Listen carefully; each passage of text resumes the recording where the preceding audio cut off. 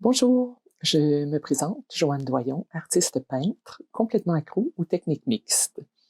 Native de Drummondville, je vis actuellement dans la magnifique ville de Québec, dans le vieux Cap-Rouge, juste à côté du fleuve Saint-Laurent. Alors, c'est très inspirant. J'ai le privilège de faire partie d'une grande famille tricotée serrée, alors j'ai toujours aimé me sentir bien entourée.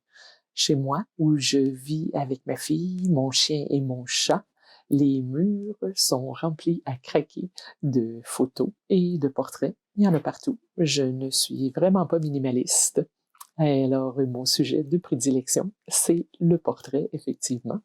Depuis toujours, je suis fascinée par les visages, fascinée par la tonne d'expression qu'un seul visage peut exprimer, fascinée par les rides qui s'accumulent, porteuses d'histoire, déprimée par mes rides, mais ça, c'est une autre histoire, on n'ira pas là.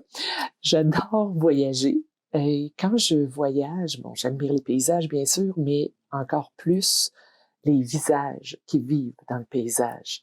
Et pourquoi les techniques mixtes? Principalement pour la grande liberté qui s'y rattache. Comme support, je peins sur papier aquarelle, sur toile ou sur bois, et je ne suis pas du tout minimaliste dans le matériel. En fait, j'utilise principalement de l'acrylique, mais je vais ajouter de l'encre, du pastel, de la craie, de l'aquarelle, différents médiums. Je peux aussi utiliser des étampes ou encore des stencils. Et pas mal toujours, je vais ajouter des collages de papier, de bouts de tissu, des objets, beaucoup de souvenirs qui vont se retrouver sur la toile. Comment je procède? Je commence toujours par faire des espèces de gros gribouillis libérateurs et je vais inscrire un mot, une phrase, une pensée inspirante, un souhait qui va... tout ça, ces mots-là vont sûrement disparaître sous les collages et la peinture, mais ça donne un peu l'énergie pour ce qui va suivre après. Ensuite, je fais apparaître le visage et rapidement, je vais lui donner des yeux. Puis, à ce moment-là, ben, souvent, je vais commencer à me retirer, passer un temps fou à dévisager les yeux pour essayer de déchiffrer le message qu'ils essaient de me livrer, de me transmettre. Puis, généralement, je vais inscrire le message en question sur la toile. C'est comme si ça devenait un peu le contenu de mon biscuit chinois.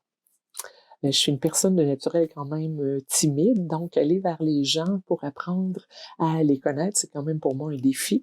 Mais j'ai réalisé que de s'approcher de mes tableaux pour les regarder d'un peu plus près, ça se compare un peu à essayer de connaître vraiment une personne.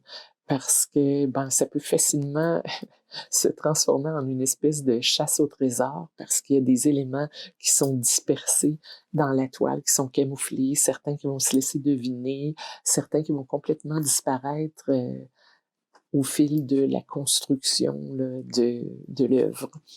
Quand je termine un portrait, j'ai toujours, mais vraiment toujours, de la difficulté à croire que c'est parti de mes mains. Je trouve ça magique. À chaque fois, je ne m'y habitue pas et je pense que j'ai pas envie de m'y habituer parce que j'aime quand même ça, la magie.